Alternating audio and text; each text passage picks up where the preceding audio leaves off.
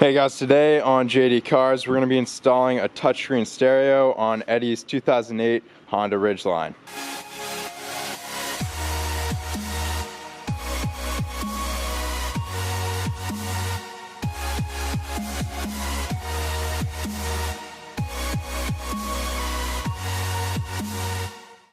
Alright, so today we'll be installing the Kenwood DDX375BT. This is a touchscreen stereo with Bluetooth, and then separately you also have to buy a Metra installation kit, which provides you with all the wiring harnesses necessary, the brackets, and the face trim. In case you're wondering what installation kit you need, it's Metra part number 95-7870T. So as I said, that kit includes everything you need. So without any further ado, we'll get into the installation. Alright, so the first step here is going to be using some plastic pry tools to pry off the dash trim so we can access the radio.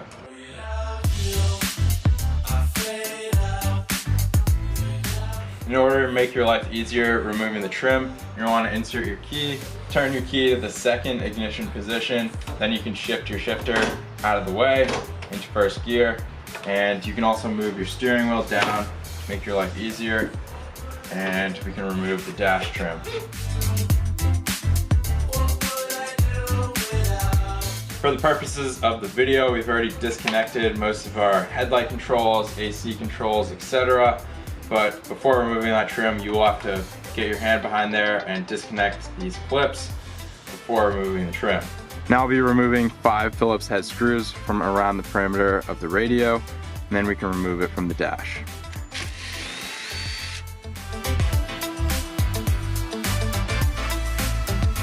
As with the dash, you will have to disconnect some wiring harnesses before removing the stereo, but that's pretty straightforward. They're just quick release clips.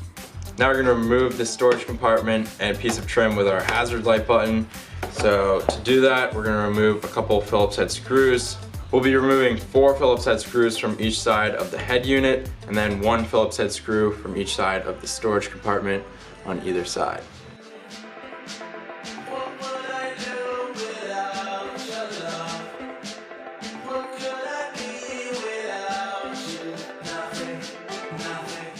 Alright, we can set our old head unit aside for now. We won't be needing it. And we now take our storage compartment and we'll get started with attaching it to our new stereo.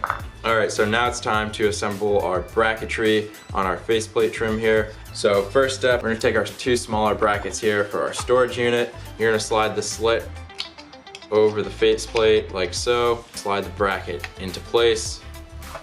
Do the same on the other side.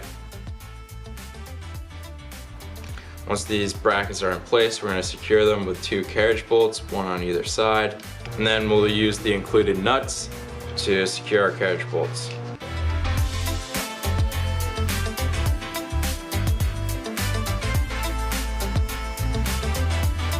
Alright, so because of how tight this space is, I can't even get a box wrench in there to tighten these down.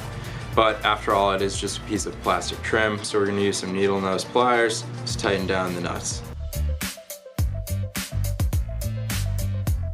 Alright, now that we have these brackets installed, we can reinstall our storage compartment. We're going to insert our tabs on either side. Then use the included Phillips head screws, 1 on either side, to secure the storage compartment.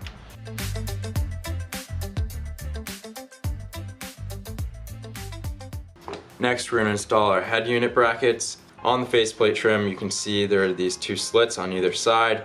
That's where our brackets are going to slide into place like so, and just insert them until you see this little U line up with the hole. Alright, now with these brackets installed, we're ready to install our head unit on the trim. Now using the 6 included Phillips head screws, we're going to install the head unit in the trim. So we're going to insert it from the back like so. Press it so it's firmly up against the faceplate trim. Then it's easiest if you hold it on its side. Hold the bracket against the side of the head unit here. Take one of your screws and screw it into the head unit. We have 4 mounting hole options here. I'm going to use these 3 here.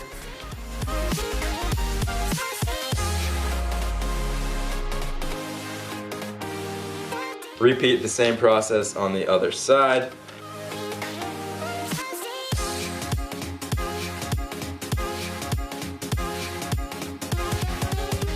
this point, your head unit should be firmly secured in the faceplate trim. Now we can proceed with wiring and installation of the head unit. Alright, so the next step here is going to be connecting our wiring harnesses. So this end of the harness is going to go to your radio. This end is going to go into the truck. We're going to be connecting them using some butt slice connectors. These are 16 to 14 gauge, which should be sufficient for this application. These are both strippers and crimpers. I like to use this one for stripping and this one for crimping. So these ones are pre-stripped. We can just pull off the ends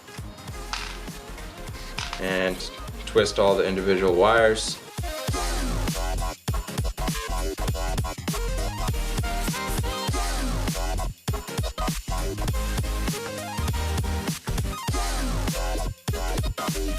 Alright, now that both of these are stripped and twisted, we're going to use the butt end connectors to connect each wire.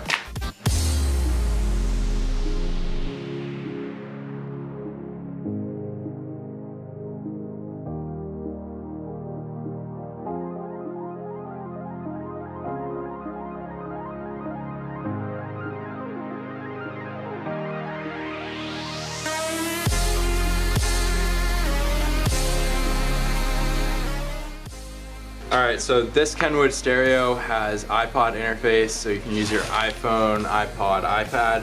You can use it for Apple Music, Spotify, Pandora, etc. And it'll display the album cover, your playlists, and much more on the screen, opposed to Bluetooth, which just plays music. So to use that interface, we're going to drill a small hole here to run our USB cable through the storage compartment. That way we can access it from the front without any wires hanging out of the dash.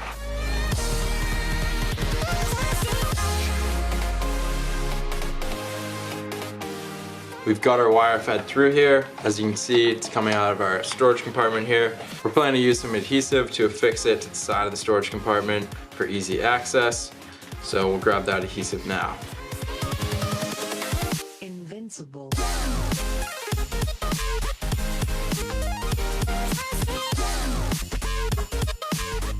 Alright, so for our previous stereo, we had 4 connectors. These were most likely for your steering wheel controls. This is your old antenna wire. The only connector we'll be using for the new stereo is the blue one. So we'll take the blue connector from our stereo, plug it into the car, plug in our hazard connector, and all of the connectors we aren't using for our stereo, just want to tuck in behind the dash here and put the stereo into place. Now I'll secure the stereo with the 4 included Phillips head screws.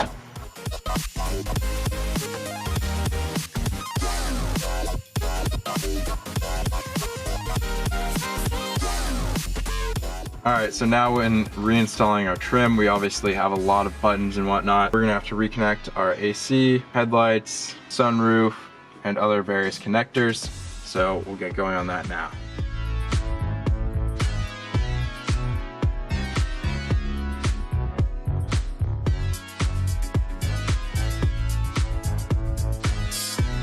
Once you have everything reconnected, you then can reinstall the trim.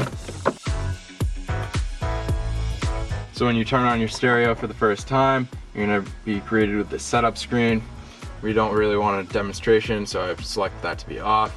We're selecting English as our language. We don't have a rear backup camera, so we won't be setting that up. User customization is just your background, so you can choose a background that you find suitable. And then viewing angle, you can adjust.